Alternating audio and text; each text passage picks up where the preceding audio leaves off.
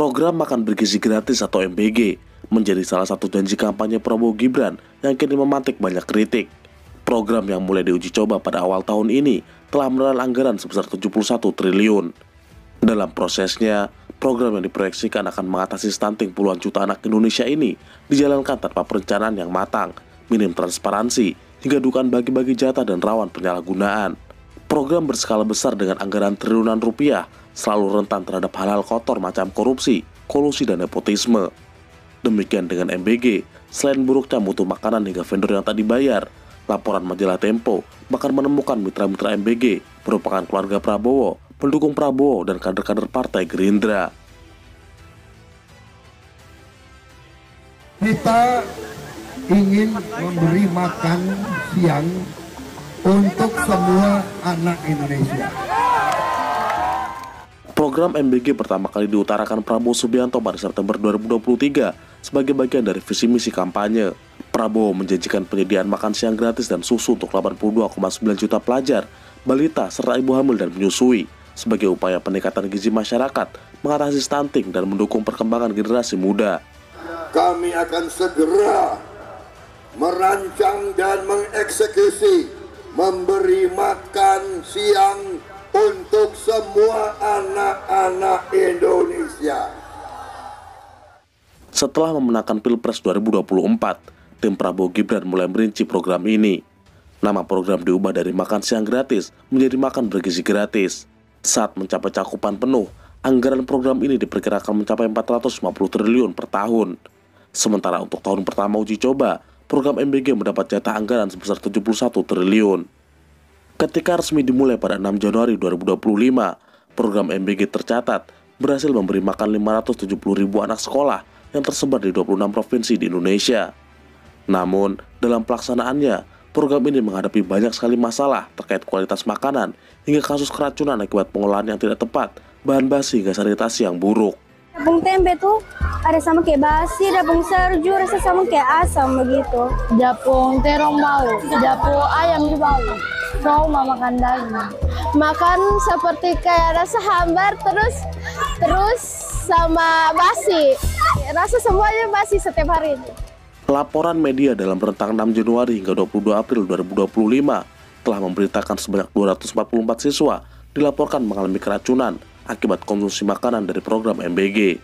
Angka ini mencakup kasus di Sukoharjo sebanyak 40 siswa, Nunukan 20 siswa, 4 Lawang 8 siswa, Sumba Timur 29 siswa, Mangara Bombang 12 siswa, Pandeglang 28 siswa, Batang 60 siswa, dan Cianjur 38 siswa.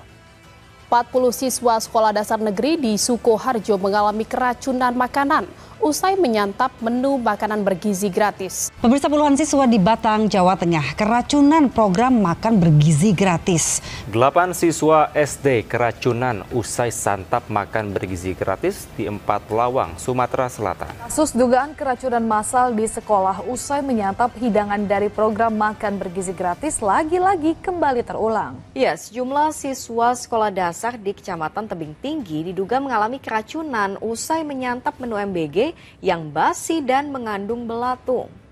Lemahnya pengawasan MBG selain berdampak buruk bagi siswa, juga berpotensi sebagai ladang korupsi.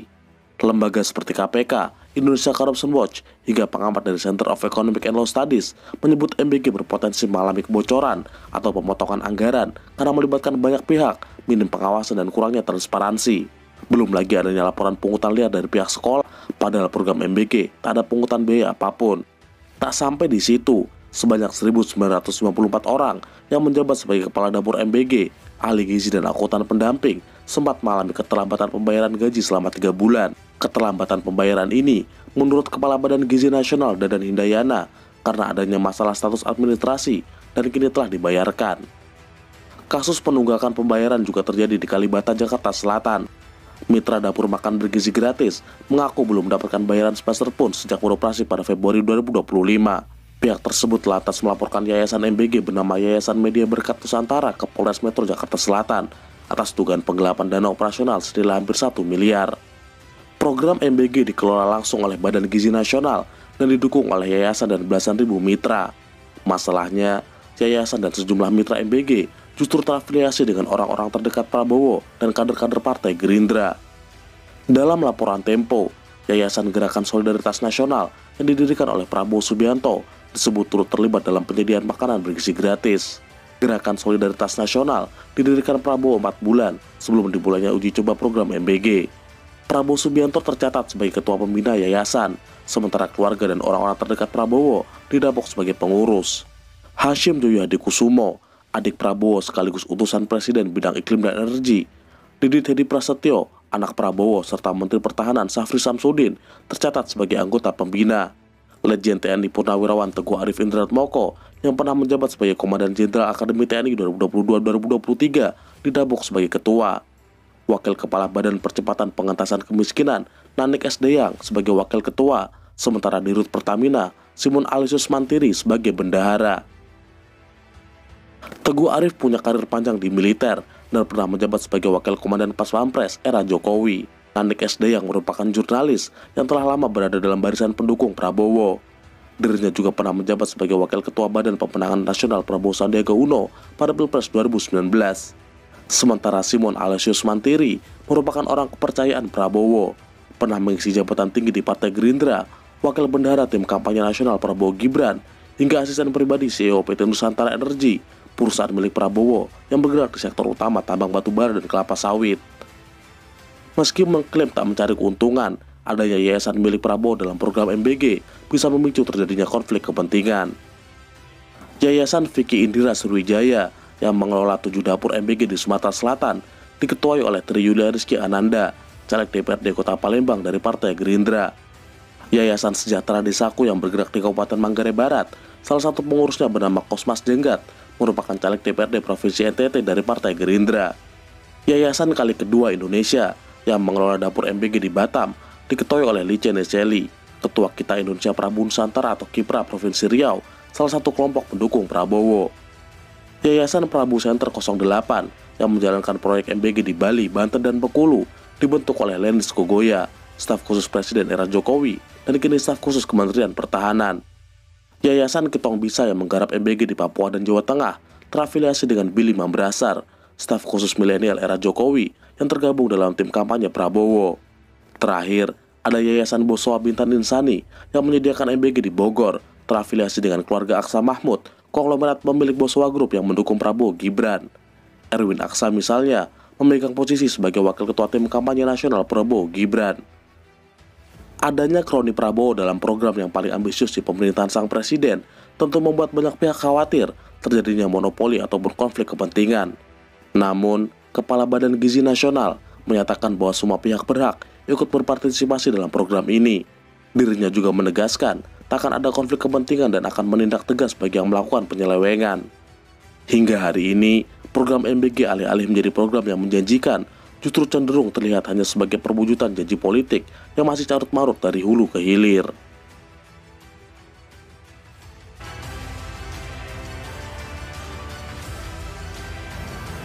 Kita tahu FAO memperingatkan potensi terjadinya krisis pangan. Hati-hati mengenai ini.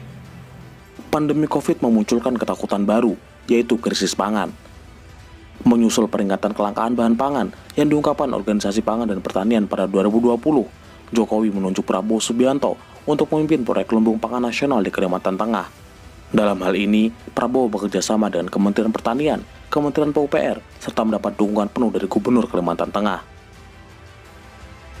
Proyek Food Estate di Kalimantan Tengah adalah bagian dari program strategis nasional yang dicanangkan oleh pemerintah pusat. Pemerintah berencana membangun lumbung pangan di Sumatera, Kalimantan, Nusa Tenggara hingga Papua dengan anggaran lebih dari 1,5 triliun. Di Kalimantan Tengah sendiri, proyek ini awalnya menempati lahan potensial seluas 20.000 hektar di Kabupaten Kapuas dan 10.000 hektar di Kabupaten Pulang Pisau. Pada 2022, total luas pengembangan food estate sudah mencapai 62.455 hektar.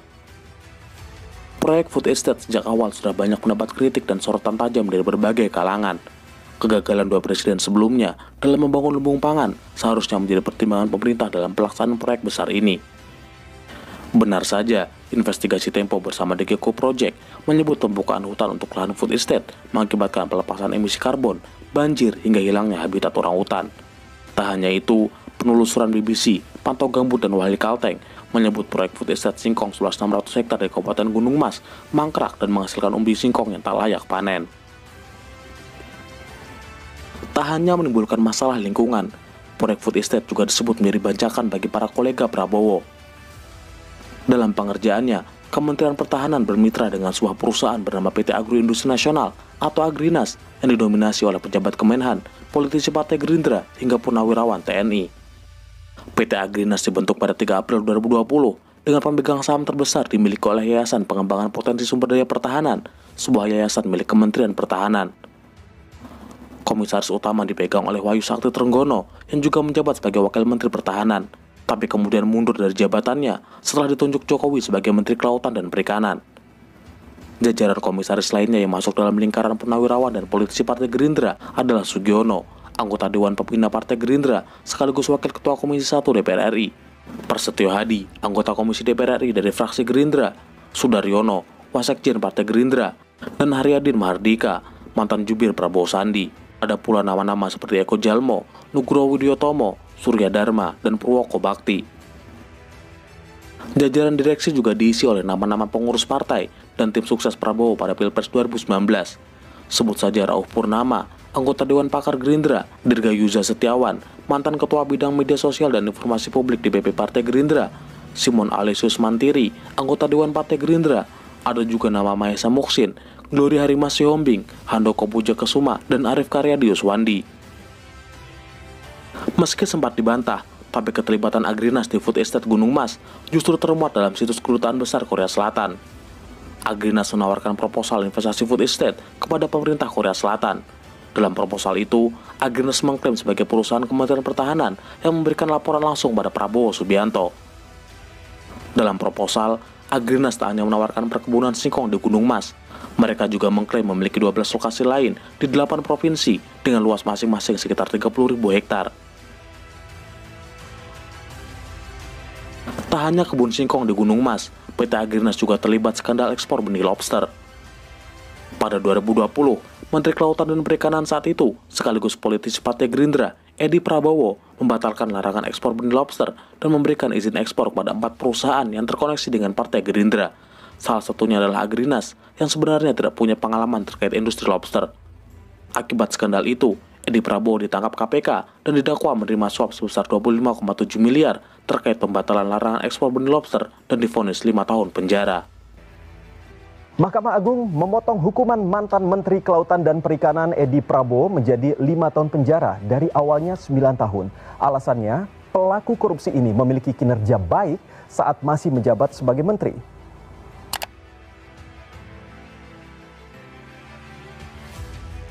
Saudara, Kementerian Pertahanan berencana menganggarkan dana 1,7 kuadriliun rupiah untuk pembelian alat utama sistem senjata. Pada 2021, sebuah dokumen rancangan peraturan Presiden tentang pemenuhan kebutuhan Alpalhankam atau Alat Peralatan Pertahanan dan Keamanan tahun 2020-2024 tersebar. Dalam dokumen itu disebutkan, rencana modernisasi alutsista membutuhkan dana hingga 1.760 triliun. Salah satu yang disorot adalah nama sebuah perusahaan bernama PT Teknologi Militer Indonesia atau PT TMI. PT TMI adalah perusahaan swasta nasional berstatus perseroan tertutup yang didirikan pada 14 Agustus 2020. Perusahaan ini ditunjuk menjadi perusahaan yang mengurusi pengadaan alutsista oleh Kementerian Pertahanan. Masalahnya, sejumlah teman dekat Prabowo disebut-sebut menempati jabatan strategis.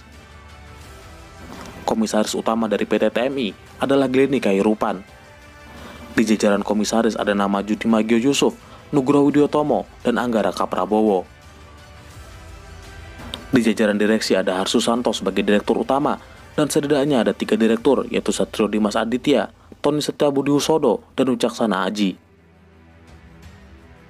Nama-nama tersebut diketahui adalah orang dekat Prabowo. Beberapa di antara mereka sama-sama pensiunan perwira tinggi TNI.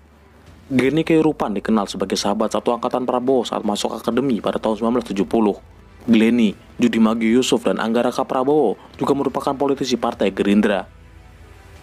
Problem utama dari PT TMI adalah rentannya konflik kepentingan karena perusahaan ini dibuat untuk melaksanakan urusan yang terkait dengan tugas pokok Kemenhan dengan orang-orang yang ditunjuk langsung oleh Prabowo.